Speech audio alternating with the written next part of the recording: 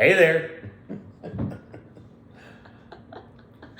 Welcome back to another podcast with Dave and Hannah. Hey gang, thanks for joining us. We appreciate you just kind of checking in. Today we're going to talk about work from home and hybrid work and full-time office work.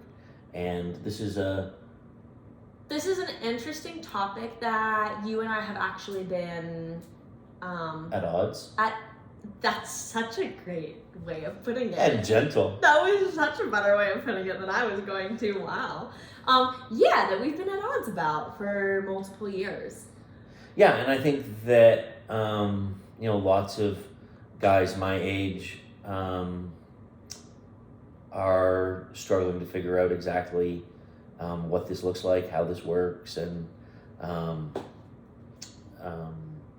what to do. Yeah, how to manage it. Yeah, and I think lots of people my age are very, very excited about it, and that's all they want. And a little bit unrealistic about how that's going to come together for them. Yes, also true. Also true. So, would you like to start with the... Start with why. Start with the why. Why work from home? Why is that a good thing? Ooh. Well, as someone who works from home, I love it. And I think that working from home offers so many different things to a person compared to working in an office. I have a lot more time, I have a lot more flexibility, and I am just far more comfortable all day long, every day, to be at my house than I am to be in the office. Sure. So, and that is actually the first lesson why work from home is so hard for people like me. Because when I asked her why, what I meant was, why is it good for the business? And I was thinking, why is it good for the employee? Right. So we've heard how it's good for the employee. How is it good for the business? I think it's good for the business because I think that it offers an employee a lifestyle that will allow them to withstand a longer duration of time in an organization if implemented well. I think that it offers productivity at its best, again, if implemented well.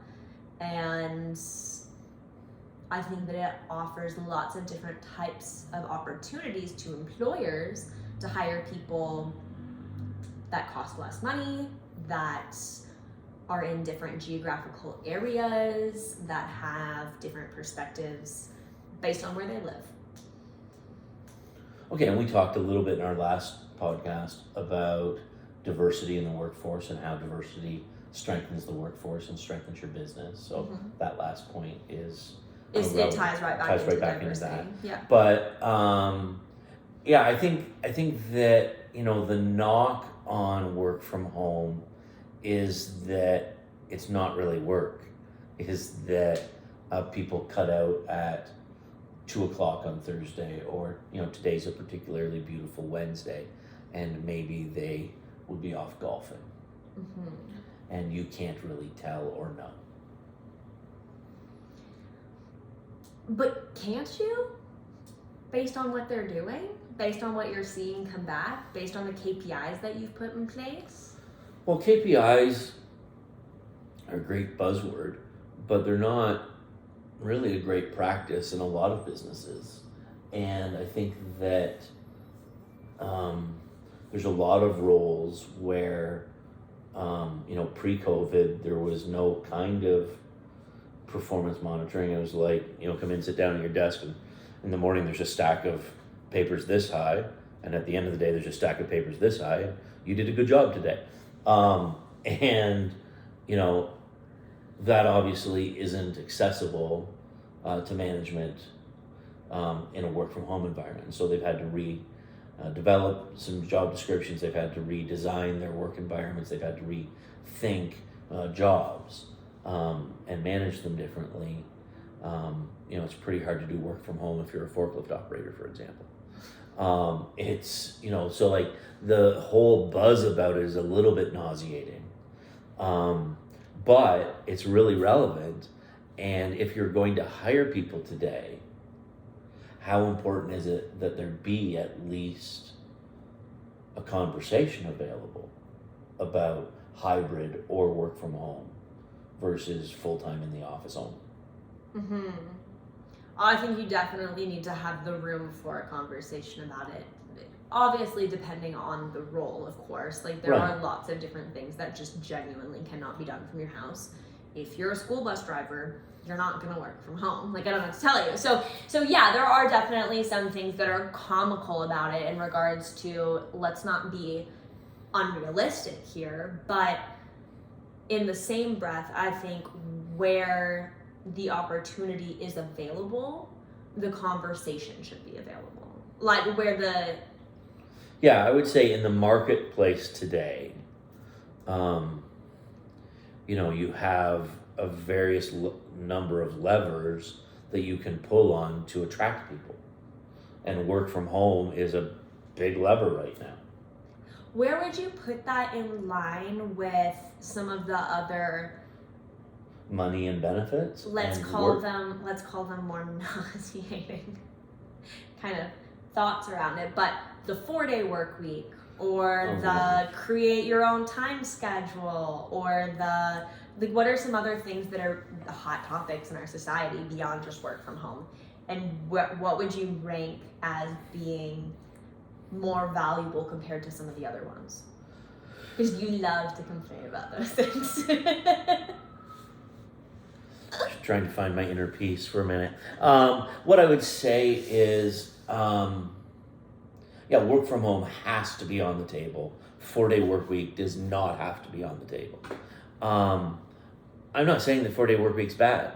If you can give me 5.5 days work in 4 days of work, then I'm happy. If you can overachieve in less amount of time, we'll be good. Then I'm down with you. But if you're going to underachieve in under amount of time, that's not going to be super happy for either of us. Right. And so, like honestly, if you want something, what are you trading to get it?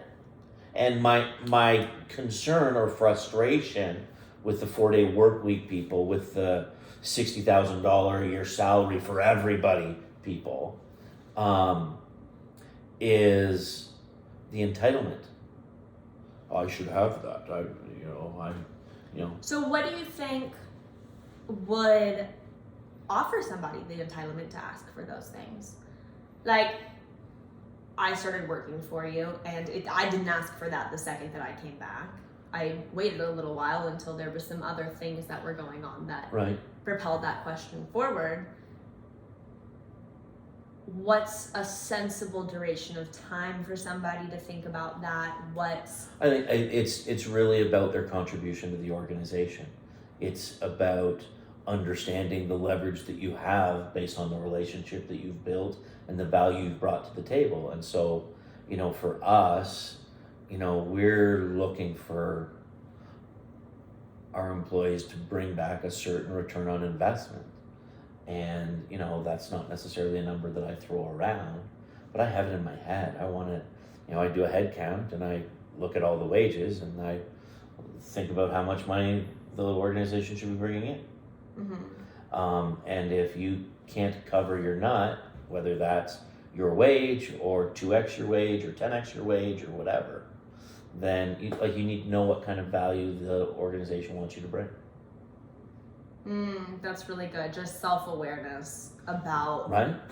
what you're doing before you move forward with anything. Yeah, the problem is, and how many times do I talk to you about this? But, you communicate to people from a platform. Your platform is built based on the role that you have, the position, role, something like that. It's based on the length of time that you've been in that role, Mm-hmm. and it's dependent on the relationship you've built over time. And the longer you've been in relationship with the person and the more contributions you've made to their life, the larger your platform gets. And so that's how you build institutional value, is you stay for a period of time, you contribute at a level that is earning a return for the organization, and you build back into the community.